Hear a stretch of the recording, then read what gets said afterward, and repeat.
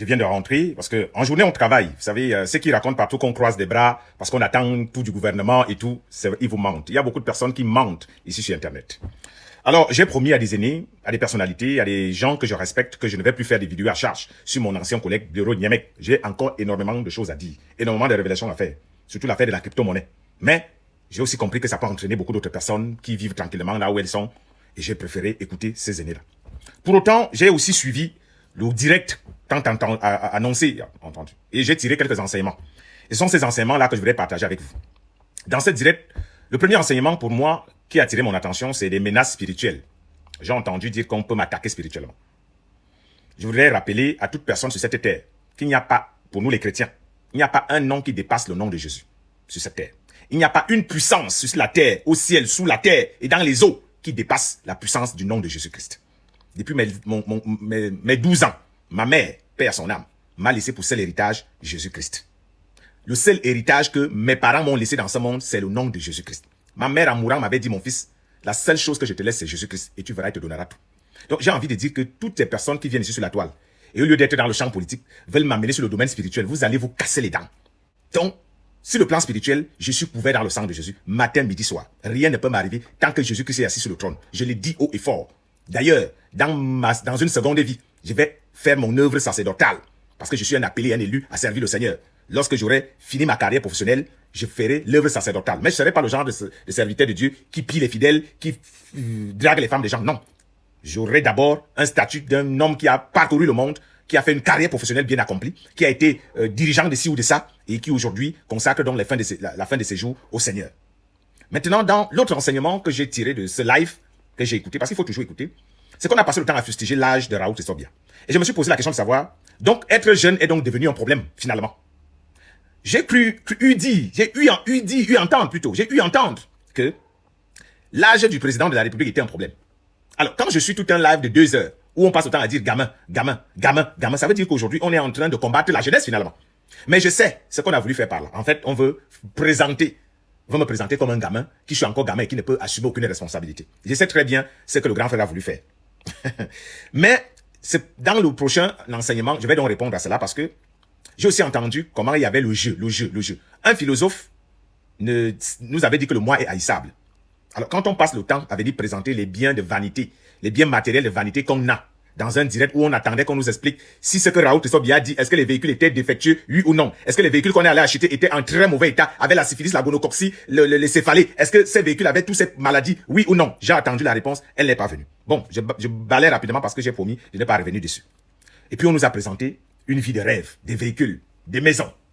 Et on a laissé entendre que le petit Raoult Tsobia n'aurait pas ces choses. Alors, le petit Raoult Tsobia vit dans 3 pays différents. 3. Cameroun, Gabon, Côte d'Ivoire. Et le petit Raoult Tsobia loue les appartements dans ces 3 pays. À Yaoundé au Cameroun, à Ngonje au Gabon et à Angré Nouveau-Chou en Côte d'Ivoire. Le petit Raoult Tsobia, qu'on a voulu présenter aux yeux des gens comme quelqu'un qui ne vaut rien, comme un gamin qui ne vaut rien, est à son 26e pays visité dans ce monde. 26. Il n'est pas fonctionnaire, il n'est pas ministre, pas encore. Il n'est pas DG, pas encore. Il n'est pas, parce qu'un jour, que ce soit dans cette république ou dans une autre république, si Dieu m'accorde longue vie, cela arrivera. Parce que je suis en train de travailler ma carrière internationale pour assumer ce genre de responsabilité. Ce n'est pas tout le monde, à mon âge, comme on a voulu suicider mon âge, puisque je suis dans la rubrique le moi est haïssable, parce que j'ai entendu moi je. Donc je suis dans cette rubrique parmi ces enseignements. Alors, il n'est pas donné à tout le monde d'être reçu par un chef d'État dans un pays étranger au point d'être invité à sa table d'honneur pour des discussions pendant 10 minutes. Le petit Raoult Tsobia a eu cette grâce dans ce monde. Il a été reçu par un premier ministre dans un autre pays. Il a discuté avec le même premier ministre. Je vous ai montré les photos ici. Le petit Raoult Tsobia a eu cette grâce. Le petit Raoult Tsobia a eu la grâce de rencontrer les officiers supérieurs de l'armée en Côte d'Ivoire. Le petit Raoult Tsobia a eu cette grâce. Je vous ai montré les photos ici. Donc, est-ce que les grands là, le grand qui s'est donc vanté d'avoir des maisons, des duplex, est-ce que ce grand peut me montrer une seule photo où il a déjà serré la main à un chef de l'État dans un pays étranger?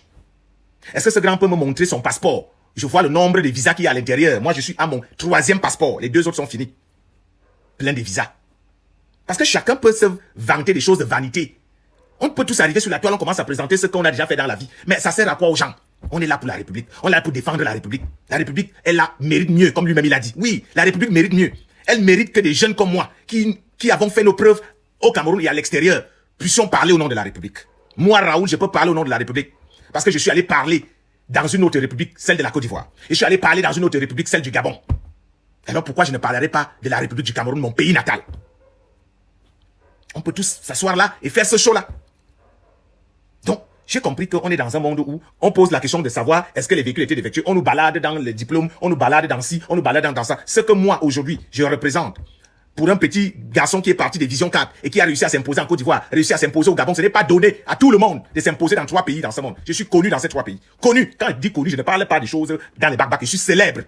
Ce n'est pas donné à tout le monde. On peut tous s'asseoir devant une caméra et faire l'apologie de nos vies. Mais ça sert à quoi? À nos frères. Et puis je sors par là. Quand on nous présente qu'on a 16 enfants, c'est pour dire quoi? C'est parce qu'on écoute les conneries que les gens racontent ici sur la toile que nous sommes des... Regardez-moi. Regardez-moi bien. Je suis si laid que ça qu'une femme ne peut pas m'accepter. Un gars qui gagne bien sa vie, un gars qui monte dans les avions tous les jours, un gars qui va au Schengen quand il veut, a des problèmes de femme. Vous pensez que moi là j'ai des problèmes de femme? N'écoutez pas les conneries que les gens vous racontent là. J'avais fait le serment de ne jamais présenter mes intimités en public.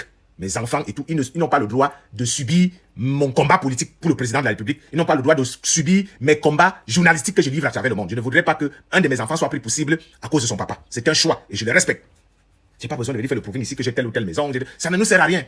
Donc j'ai retenu tous ces enseignements et je conclus que, à la fin, c'est le gamin qui a eu raison de mater la rébellion. Il fallait mater cette rébellion qui se croyait intouchable. Aujourd'hui, tout le monde a vu la vulnérabilité. Faire un direct de 2 heures pour parler d'un gamin. Qui est donc finalement le gamin? Donc, je veux clore cette affaire pour dire, j'ai écouté les grands frères et les aînés qui m'ont parlé. Je leur ai dit, je vous ai écouté et je ne vais plus faire des vidéos à charge sur cette affaire. Donc, j'ai dit, c'est terminé cette affaire. Next. Sauf si ça va plus loin. Abimti pour le moment.